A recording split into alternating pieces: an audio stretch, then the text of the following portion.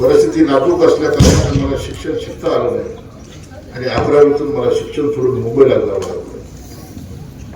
परंतु मुंबईला गेल्यानंतर ना मी मूळच्या शिवसैनिक असल्या कारणाने शिवसेनेत काम करत होतो. इथंही शिवसेनेमध्ये काम केलं आणि मुंबईतही शिवसेनेत काम केलं.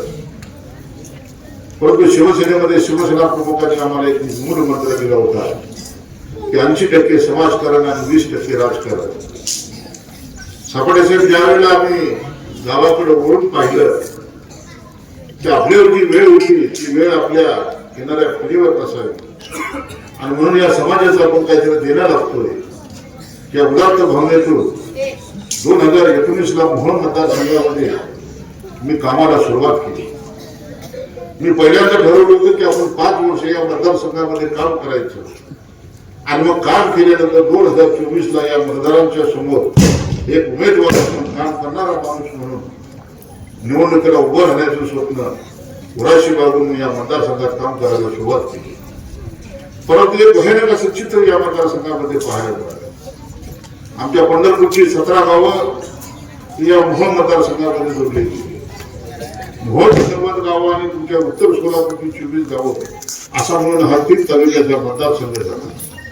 परंतु काम करत असताना सपाटे साहेब इथं प्रचंड अशा पद्धतीची शेतकऱ्यांना असणारे रस्ते असतील, पाण्यासारखा भीषण टंचाई असेल आणि शिक्षणाची तर अवस्था मी सांगतो. सपाटे साहेब आपण राजकीय जीवनामध्ये न वेळा नगरसेवक होता, महापौर होता.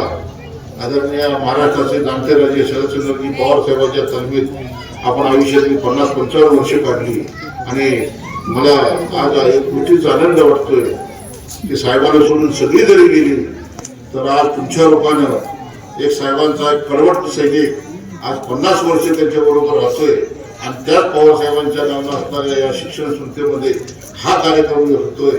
ही एक योगायोगाची गोष्ट. राजकारणामध्ये आपण कोण होतो मी सांगितलं की मी ज्यावेळेला जगायला मुंबईला गेलो त्यावेळी माझ्याकडे काय नव्हतं. परंतु ज्यावेळी मी इकडे माघारी आलो त्यावेळी पाहिल्यानंतर माझ्यासमोर सपाटे साहेब एक प्रश्न होता की या मतदारसंघातले असणारे शिक्षण संस्था आणि या शिक्षण संस्थेला आपल्या परीने जितकं सहकार्य करायचं तेवढं आपण सहकार्य केलं पाहिजे. आणि मग तारापूरच्या शाळेला पहिले 100 बेंच दिले असतील, या शाळेला तुमच्या 200 बेंच दिले असतील. बिनूरला बालाजी माने यांची शाळा आहे, ती शाळेची पडझड अत्यंत विकट परिस्थिती होती. त्याला मानाजी बापू मला म्हणाले की मी स्थानिक आमदाराला 5 लाख रुपयाचा निधी मागितला शाळेच्या दुरुस्तीसाठी, परंतु त्याने आम्हाला दिला नाही. खरे साहेब तुम्ही कुठेतरी हातभार लावा.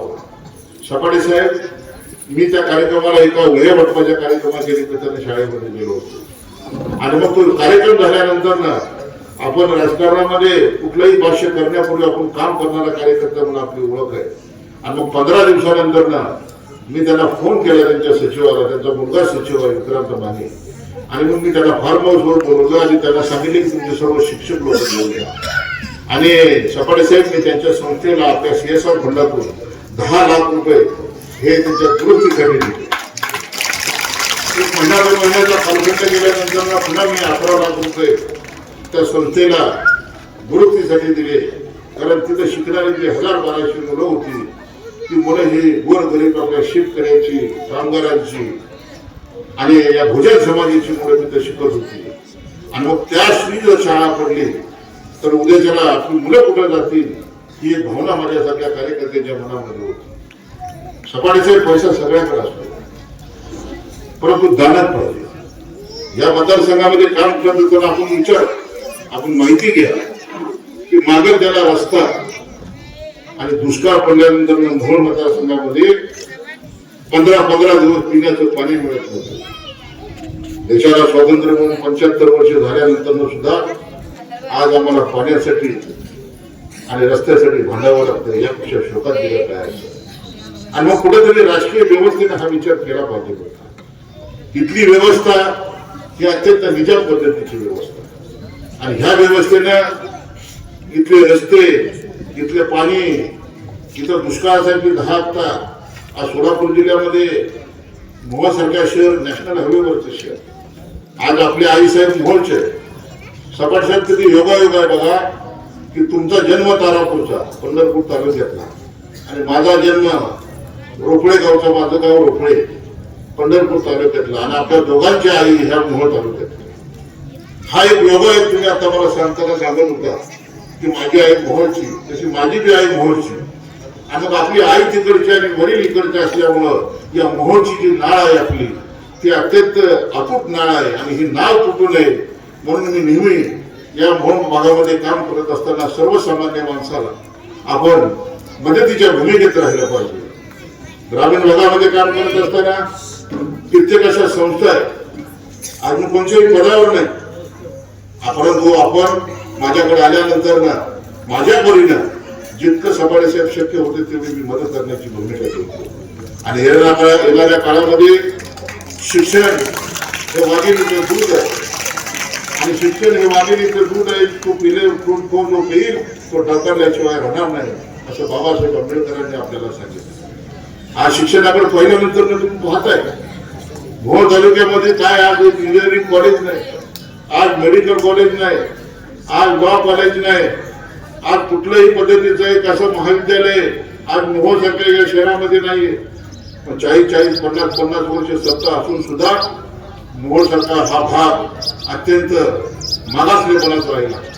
मोहोळला सफाळे साहेब आपण सोलापूरचे महापौर होता, परंतु आपल्याबरोबर त्यावेळेला काम करणारे मोहोळचे लोक नेते. मोहोळमध्ये आज पायाभूत सुविधा नाही, मोहोळमध्ये रस्ते नाहीत, मोहोळमध्ये गटारी नाहीयेत, मोहोळमध्ये सांडपाण्याची व्यवस्था नाही. सफाळे साहेब आपण जर मोहोळला कधी गेला, तुमचं बी आजोर मोहोळ आहे, माझं बी आजोर मोहोळ आहे, मी गेलो बघितलं म्हणून मी आज या मतदारसंघात काम करतो. तुम्ही सोलापूरला काम करता, परंतु आता आपल्याला याच्या पुढं आपण जर पवार साहेबांना भेटायला गेला तर ह्या गोष्टीची निश्चितपणाने जाणीव करून द्या की पवार साहेबांनी पेटाची चक्की ही चालू करण्याची क्षमता नसणाऱ्या माणसाला साखर कारखान्यासारखे एवढे मोठे उद्योग उभे करून दिले. परंतु पवार साहेबांच्या 45व्या वर्षी ज्या वेळेला चालू असताना या वयात सुद्धा पवार साहेबाला सोडून सत्तेसाठी वाटते आणि आमच्यावर आरोप करताना 50 कोटी एकदम ओके असे आरोप करणारी माणसं पुन्हा सत्तेत सहभागी झाली. सत्ता हे सुखसोयीचं साधन आहे, सत्ता ही सुखसोयीचं साधन आहे. सत्ता आज आहे उद्या नसेल, पण सफाळे साहेब तुमच्याकडून एक आदर्श शिकला पाहिजे की 50 वर्ष पवार साहेबांच्या ताब्यात शिकून आज पवार साहेबांपासून सगळे गेल्यानंतर सुद्धा आज आपण पवार साहेबांच्या खांद्याला खांदा देऊन आज काम करता हे तुमच्याकडनं खूप शिकण्यासारखं आहे. आणि म्हणून या कार्यक्रमाच्या निमित्तानं मी एवढं सांगतो की सफाळे साहेब आणि आपले मुख्याध्यापक आणि मानेसाहेब, मी मानेसाहेबांकडे विनंती करतो की आपण मुख्याध्यापक संघटनेचे महाराष्ट्राचे अध्यक्ष आहे. माझ्याकडे या कार्यक्रमाला निमित्तानं एक निवेदन आलं होतं. निवेदन असं होतं की अनगरमध्ये असणारी एक शिक्षण संस्था आहे आणि त्या शिक्षण संस्थेनं त्याच्या विद्यार्थ्याच्या दाखल्यावरती रिमार्क्स मारून त्याचा दाखला बाद केला आणि मग तो मुलगा 17 वर्षाचा बाल हक्क आयोगाकडे गेला. बाल हक्क आयोगाने 3 दिवसात निर्णय दिला सोलापूरच्या शिक्षण अधिकाऱ्याला आणि शिक्षण अधिकाऱ्यानं त्याची सुनावणी घेऊन ताबडतोब तो दाखला वर असणारा लाल शेरा काढा आणि त्या मुलाचं 2 वर्षाचं झालेलं नुकसान भरून द्या, अन्यथा तुमच्या शाळेची मान्यता रद्द केली जाईल. हे पेपर मी आज तुमच्याकडे देतो. तुम्ही महाराष्ट्राचे मुख्याध्यापक संघटनेचे मुख्याध्यापक आहात. म्हणजे कसल्या पद्धतीची ही निजामशाही. एका शाळेचा मुख्याध्यापक तो 17 वर्षाच्या मुलाच्या शाळेवरती रिमार्क मारतो की त्याला कुठेही ऍडमिशन मिळू नये, असं कोणसा गुन्हा केला.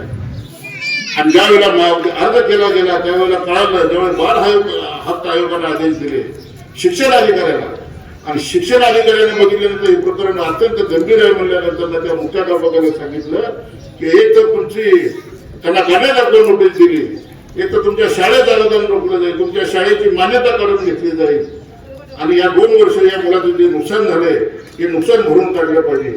त्यामुळे मी माने साहेबांना विनंती करतो की आपण महाराष्ट्राच्या या मुख्याध्यापक संघटनेचे अध्यक्ष आहेत, हे पेपर मी आपल्याकडे देतो. या पेपरचा आपण अभ्यास करा आणि शिक्षणामध्ये राजकारण होता कामा नये. सफाळे साहेब एका पक्षाने जरी असले तरी सफाळे साहेबांच्या आज एवढ्या मोठ्या शिक्षणाच्या साम्राज्यामध्ये 500च्या आसपास शिक्षक लोक कर्मचारी स्टाफ काम करत आहेत आणि 18 बगड जातीला घेऊन सफाळे साहेब तुम्ही या शिक्षण संस्था आज उभ्या केलेल्या आहे. परंतु राजकारणाचा गंध मला या तुमच्या संसदेत कधी दिसला नाही आणि शिक्षणामध्ये नसावा. परंतु ही जे अलगर्गा प्रकरण झालं, जयंत महादेव थिटे पाटील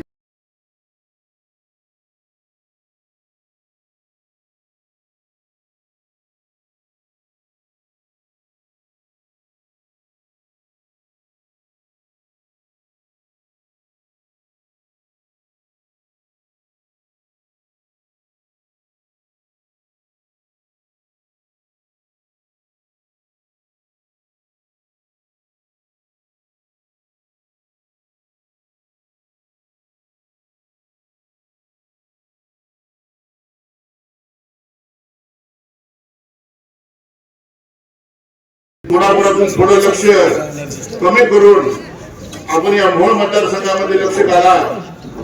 तुम्ही पंढरपूर तालुक्याचे आहात, मी पंढरपूर तालुक्याचा आहे. दोघांची आई आपली मोहोळ तालुक्यातली आहे. मोहोळ मध्ये असणारी निजामी राजवट आपल्याला संपुष्टात आणायची आहे आणि हे आणत असताना मोठा भाऊ म्हणून मला तुमच्या सहकार्याची अपेक्षा आहे.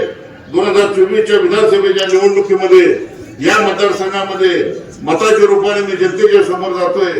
काम करणारा कार्यकर्ता म्हणून मोहोळची जनता 15 दिवस पहिला पाणी नव्हतं, त्यांना मी 15 टँकरना 2 टाइम पाणी पाजत होतो आणि ही जनता मला विसरणार नाही.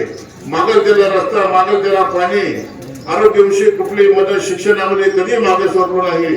अशाच कार्यकर्त्याला विधानसभेत जाण्याची संधी मोहोळची जनता नक्की देईल. परंतु सपाटे साहेबांना मी माझ्याकडे एकच विनंती करतो की सपाटे साहेब पवार साहेबांनाही सांगा आणि या मोहोळ मतदारसंघामध्ये जास्तीत जास्त आपल्या विचाराचा आमदार निवडून येण्यासाठी मला आपल्या आशीर्वादाची गरज आहे. पहिला विषय, या शिक्षण संस्थेला याही पुढे कुठल्याही पद्धतीची मदत लागली तर मी कुठल्याही मागे सरणार नाही. आणि इथं उपस्थित असणाऱ्या सर्व इथून जवळपासच्या गावातल्या आलेल्या या नागरिकांना, एक मतदारांना मी विनंती करतो की ही लढाई फार मोठी आहे. हे राजकीय व्यासपीठ नाहीये, परंतु या व्यासपीठावर मला आपल्याला आवाहन करायचं आहे की पंढरपूरची 17 गावं ही मोहोळला जोडलेली आहेत आणि पंढरपूरचा सुपुत्र मोहोळ विधानसभेची निवडणूक लढतोय आणि तो पंढरपूरच्या सुपुत्राचा मोहोळ मतदारसंघामध्ये पराभव होत आहे. म्हणून 17 गावातल्या लोकांनी गट तट बाजूला ठेवून